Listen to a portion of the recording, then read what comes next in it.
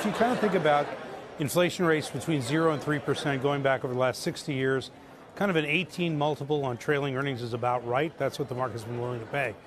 So we kind of take the bond yield story out of it entirely in case anybody's worried about QE distorting kind of where the bond yield might be.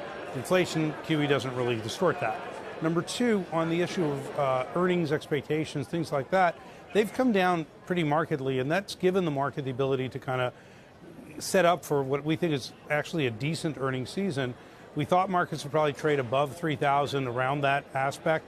The real question is, can it hold it? And our concerns are that you could see earnings estimates kind of falling off later this year, and they kind of call it September, October timeframe, and that might pull markets back a bit. So we did see that kind of 3,000 or better move in the S&P, but we still are sticking with our 2850 for year end.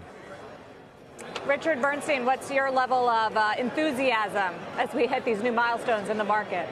Well, I think, Sarah, I want to put my comments in proper perspective. We are still slightly overweight equities in our portfolios for our clients. So now that I've said that, let me kind of rain on the parade a little bit. I think people are way too optimistic about the Fed's ability to really stimulate the market on an ongoing basis. I think, Tobias pointed out that, yes, estimates have come down. We don't think they've come down enough. We think there's some very serious earnings issues for the second half of the year.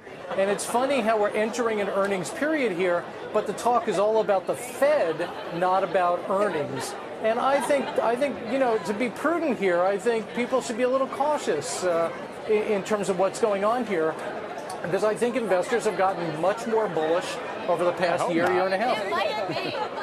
But Richard, can the Fed not stimulate the markets even if it doesn't necessarily stimulate the economy? Well, that's called a bubble. I mean, we're not in an early cycle environment, Will.